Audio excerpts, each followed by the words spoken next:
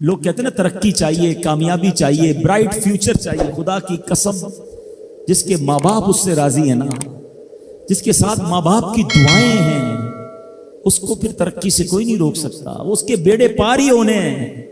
اور ساری دنیا واہ واہ کر رہی، ماں باپ پریشان ہے، وہ برباد ہی ہونا ہے. ماں باپ کو تنگ نہ کرو، بالخصوص ماں کی قدر کرو. ماں کا کوئی نیبل بدل نہیں ہے. اور یہ دعا دے دے تو بندہ کدھر پہنچ جاتا ہے. اچھا پھر آج کل ایک اور ٹرینڈ چلا ہے، کسی بھی طرح کا زندگی میں مقام بڑھ گیا نا، مشہور ہو گیا، اب وہ ماں باپ پر بھی روب جما رہا ہوتا ہے. پتہ نہیں میں کتنا بڑا آدمی ہو گیا ہوں، اب میں آپ کی خدمت کہاں سے کروں گا بھائی، ٹائم ہی کہاں ہے میرے پاس. ان کو کبھی یہ روب مت جمانا. ارے آج اگر کچھ بن بھی گئے ہو نا، یہ انہی کی دعائیں تھیں، اور ان کو کہہ رہے ہو بڑا آدمی ہو گیا. حضرت موسیٰ کلیم اللہ علی نبینا علیہ الصلوۃ والسلام، کتنا بڑا مرتبہ ہے. اور آپ نے ایک بار اللہ کریم کی بارگاہ میں عرض کیا، مولا مجھے جنت میں اپنا پڑوسی دیکھنا ہے. ارشاد کیا ہوا کہ اے موسیٰ، جنت میں تیرا جو پڑوسی ہے وہ ایک فلاں علاقے کا کسائی ہے. آپ حیران ہو گئے، آپ نے کہا مولا مجھے ملنا ہے. ایڈریس بتایا گیا، آپ چلے گئے وہاں پر. ایک نوجوان نے دروازہ کھولا، آپ اندر گئے. گھر میں گئے تو دو بوڑھے ماں باپ، بوڑھی شخصیات تھی. انہوں نے حضرت موسیٰ کو دیکھا، آپ کی رسالت کی گواہی دی، اور دونوں دنیا سے چلے گئے. وہ نوجوان کسی کام سے گیا، جب واپس آیا اپنے دونوں والدین کو دیکھا کہ دونوں کا انتقال ہو گیا ہے.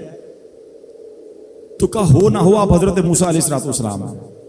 حضرت موسیٰ نے کہا میں نے تو نہیں بتایا کہ میں کون ہوں، تمہیں کیسے پتا چلا؟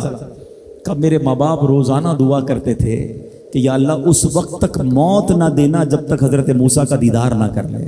آپ ہمارے گھر آئے ہیں، آپ کو انہوں نے دیکھا ہے، یہ چلے گئے دنیا سے، آپ ہی حضرت موسیٰ ہیں. حضرت موسیٰ نے فرمایا بتاؤ کچھ اور بھی دعا کرتے تھے؟ کہا ہاں، میں اپنے بوڑھے ماں باپ کیونکہ چبا نہیں سکتے تھے، روز ان کو دیوالے چبا چبا کر کھلاتا تھا. اور جب بھی کھانا کھلاتا تھا نا، میری ماں دعا کرتی تھی یا اللہ میرے بیٹے کو جنت میں موسیٰ کا پڑوسی بنا دینا. حضرت موسیٰ کہتے بیٹا تیری ماں کی دعا قبول ہو گئی ہے، تو ہی جنت میں میرا پڑوسی ہے. یہ ہے ماں کی دعا. اور یہ وہ دعا ہے جو بن مانگے مل رہی ہے، جو ماں کے دل سے نکل رہی ہے. آؤ میں بتاؤں کچھ بڑے آدمی، واقعی جس کو کہتے ہیں بڑا آدمی کون ہوتا ہے.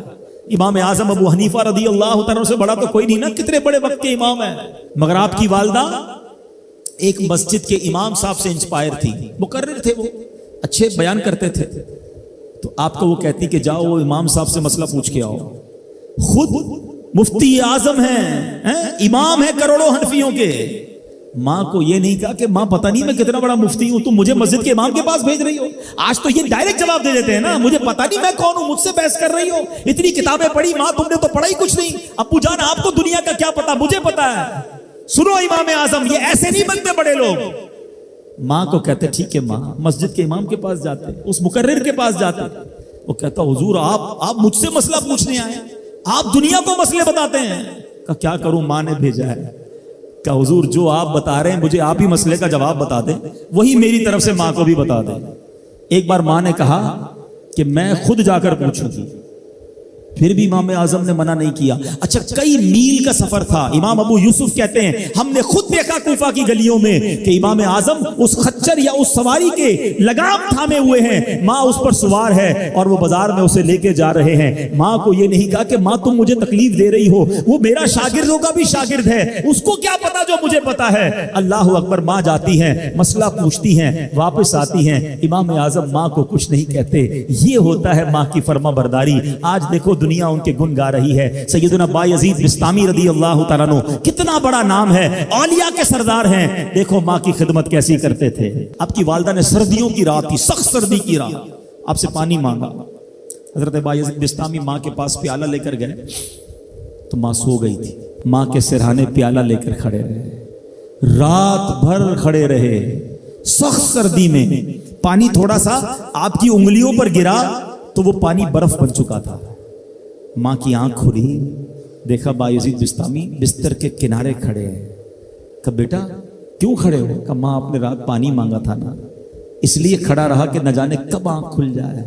اب جب پانی دینے کے لیے پیالہ الگ کیا نا تو وہ برف چمڑی سے چپک چکی تھی، تو جب وہ برف الگ ہوئی نا آج سے خون نکلنے لگا.